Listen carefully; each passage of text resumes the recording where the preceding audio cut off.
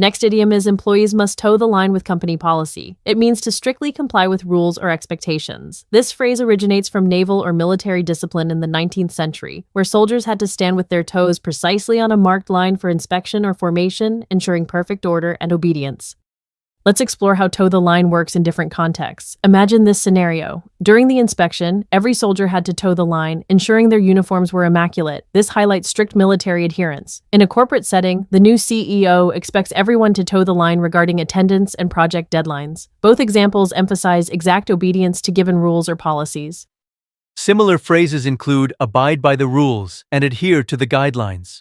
While these also mean to follow instructions, toe the line often carries a stronger connotation of strict obedience, especially under supervision or when compliance is non-negotiable.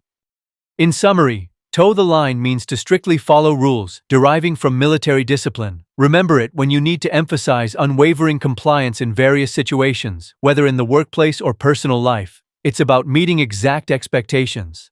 I'll see you next time with another great expression. Next idiom is, this project failed because there were too many chiefs and not enough Indians. It describes a situation where too many leaders give orders, but not enough people are available to do the actual work, causing inefficiency or failure. This phrase points to an imbalanced organizational structure. Consider this.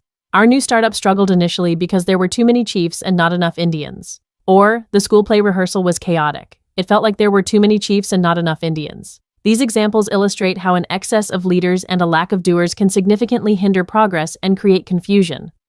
Similar ideas include, too many cooks spoil the broth, meaning too many people trying to manage can ruin it. Also, a disorganized mess, while too many cooks refers to conflicting ideas. Too many chiefs highlights a fundamental imbalance, an abundance of leaders with insufficient implementers.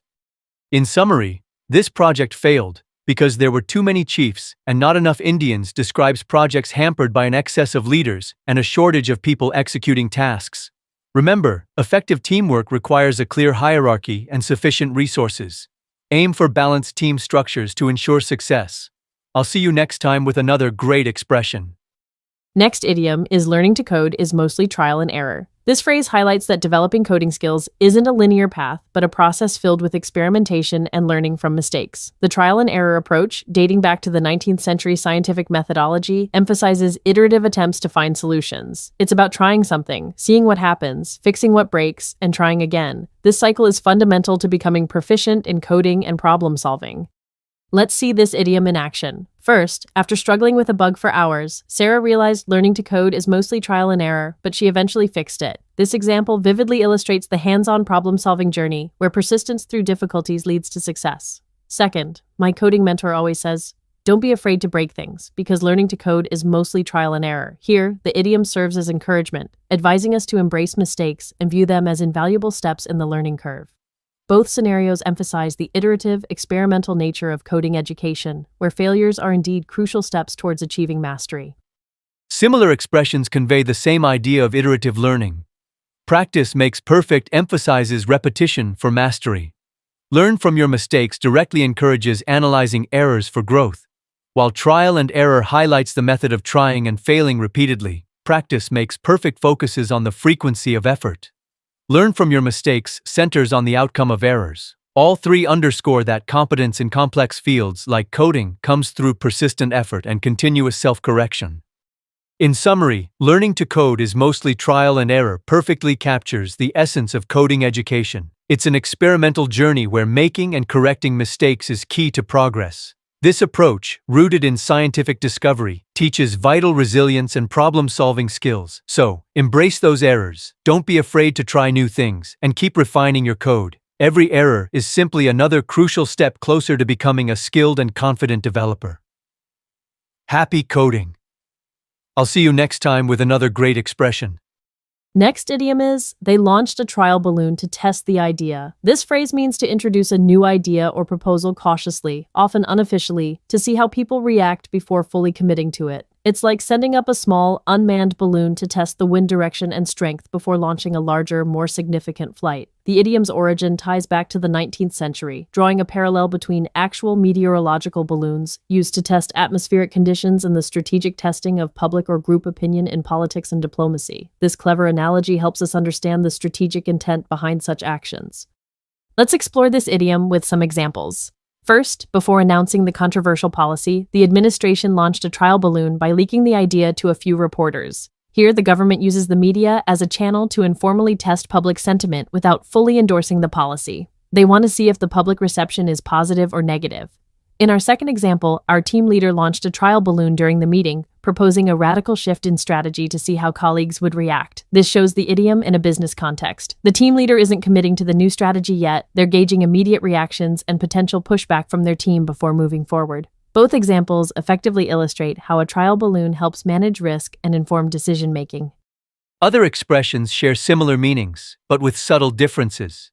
To test the waters is often used to assess a general situation or people's receptiveness before taking a significant action, not necessarily introducing a specific idea. For example, I'm testing the waters to see if moving to a new city is feasible. To float an idea simply means to suggest an idea for consideration without necessarily emphasizing the testing or gauging reaction aspect as strongly as launching a trial balloon.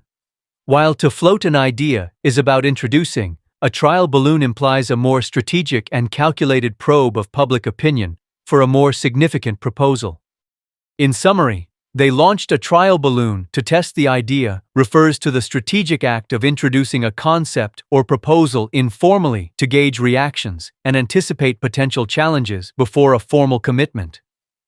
Rooted in the visual of meteorological balloons, it vividly describes a proactive approach to risk assessment in communication. So next time you hear someone cautiously introducing a new concept, remember they might just be launching a trial balloon to test the winds of opinion. It's a smart way to gather feedback and refine plans, ensuring smoother sailing ahead. I'll see you next time with another great expression. Next idiom is the company finally turned a profit this quarter. It means a business earned more than it spent, achieving a positive financial outcome. The phrase turn a profit comes from the 17th century commercial language. Turn means to become, profit means financial gain. It perfectly describes a business becoming profitable. Let's see turn a profit in context. Example 1. After years, the startup is expected to turn a profit next year. This shows future success. Example 2. Their new product line helped the struggling retailer finally turn a profit this quarter. A new product led to a turnaround. Both illustrate achieving positive results. Similar phrases include get into the black, meaning operating profitably. Break even means covering costs, no profit or loss. While get into the black is very similar, break even is a neutral state. Use turn a profit for clear financial success. To sum up, the company finally turned a profit this quarter means a business achieved financial gain, earning more than it spent. Rooted in the 17th century commercial language, this idiom conveys financial success. Use it to discuss business outcomes and economic progress. I'll see you next time with another great expression. Next idiom is expanding into Asia is uncharted territory for us. It means encountering a completely new, unfamiliar situation or field without prior experience. Originating from cartography, uncharted territory referred to unmapped lands. This phrase captures the uncertainty, challenges, and exciting potential of venturing into the unknown. Here are some examples. Starting a new business venture in a foreign country can feel like uncharted territory for many entrepreneurs. This emphasizes the unknown risks and opportunities. After decades in sales, moving into product development was uncharted territory for him, but he embraced the challenge. This highlights a personal career shift into an unfamiliar professional domain. Similar phrases are terra incognita and unknown waters. Uncharted territory is broadly versatile for any new, unexplored situation, encompassing both challenges and potential. Choose it when describing general unfamiliarity across various contexts. To recap, expanding into Asia is uncharted territory for us. Describes entering a completely new, unknown situation. Rooted in cartography, it signifies venturing into the unexplored. Use it for new challenges or opportunities, capturing both the uncertainty and potential discovery. I'll see you next time with another great expression. Next idiom is, the startup grew under the radar. This means something developed without attracting public attention or publicity. If something is under the radar, it's not detected. The phrase emerged from mid-20th century military technology, referring to objects below radar's detection range. It became a metaphor for unnoticed, quiet progress. Let's look at examples. The artist preferred to work under the radar, avoiding interviews until her exhibition. She worked quietly, out of public view. Another, their new product was developed under the radar, surprising competitors at launch. The company kept development secret. Both highlight discrete operation, whether for focus or competitive advantage. Similar expressions include keep a low profile and off the grid. Keep a low profile means intentionally avoiding attention, like a celebrity. Off the grid suggests complete disconnection, often physical. Under the radar implies unnoticed growth or operation. Nuances differ, avoiding attention, being disconnected, or simply progressing unseen. To recap, the startup grew under the radar means something developed quietly, without public notice. Originating from military radar technology, it refers to objects undetectable.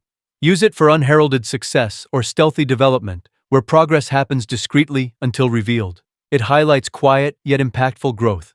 I'll see you next time with another great expression.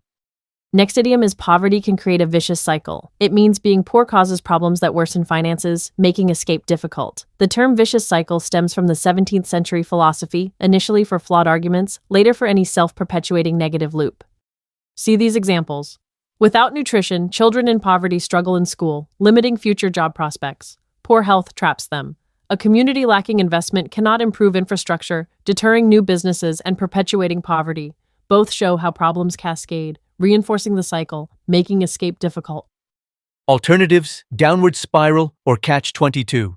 Downward spiral implies continuous worsening. Catch-22 is a no-win situation.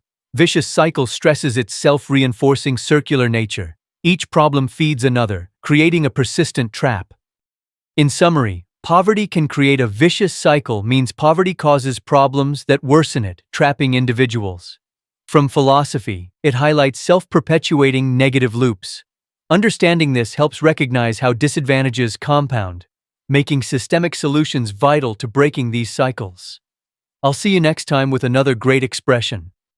Next idiom is the company has a large war chest for acquisitions. This phrase describes significant funds reserved for a strategic purpose, like acquisitions or competition. It comes from the 16th century military use, referring to money for war efforts. This origin highlights its serious strategic nature.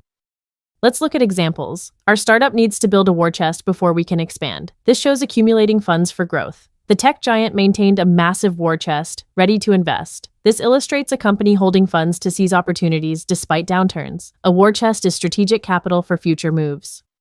Similar phrases include ample funds and deep pockets. Ample funds means having enough money, lacking the strategic undertone of a war chest. Deep pockets describes general substantial financial resources. A war chest specifically implies funds saved for a strategic offensive or defensive move, distinguishing it from general wealth. In summary, the company has a large war chest for acquisitions, means significant funds are reserved for strategic purchases. From military finance, it signifies a proactive, often aggressive, financial strategy. It's money earmarked for impactful moves. Use this idiom to describe deep financial preparedness for future strategic actions. I'll see you next time with another great expression. Next idiom is we need to weather the storm until sales recover. This powerful phrase means to successfully endure or get through a difficult period or crisis without being defeated by it, much like a ship safely navigates through a severe tempest. The original expression weather the storm draws its roots from nautical language in the 17th century Europe. Sailors used to weather in the sense of to come safely to windward of, or to pass through a storm safely. It literally meant a ship was sturdy enough to withstand harsh winds and waves, later evolving into a metaphor for enduring any tough situation. Let's see how weather the storm can be used in different contexts. Our first example is, the company has to weather the storm of falling profits this quarter before new products launch. Here, the storm refers to a temporary financial downturn, and the company must endure it until a solution, new products, arrives. Now consider our second example. After a tough year, many small businesses are just trying to weather the storm until the economy picks up. In this scenario, the storm represents a prolonged economic hardship, and these businesses are focused on survival and resilience until better times. Both examples illustrate the core idea of enduring hardship with hope for future improvement. While weather the storm emphasizes enduring a difficult period, ride out the storm is almost synonymous and often interchangeable, meaning to survive a challenging time, patiently waiting for it to pass. For example, we just need to ride out the storm until the market stabilizes. A slightly different phrase is tide over. This implies providing temporary help or support, usually financial, to get through a tough spot. For instance, the loan helped us tide over until our next project started. Weather the storm focuses on resilient endurance, whereas tide over often involves temporary external aid. To recap, we need to weather the storm until sales recover means to successfully navigate and endure a challenging period until conditions improve. Rooted in maritime history, this idiom highlights resilience and the ability to withstand adversity. Remember, just as a sturdy ship endures a tempest, we often face our own storms in business or life. Using this idiom effectively conveys a sense of perseverance and strategic endurance during tough times. Keep practicing these versatile phrases to enhance your English communication. You'll be weathering any linguistic storm in no time. I'll see you next time with another great expression.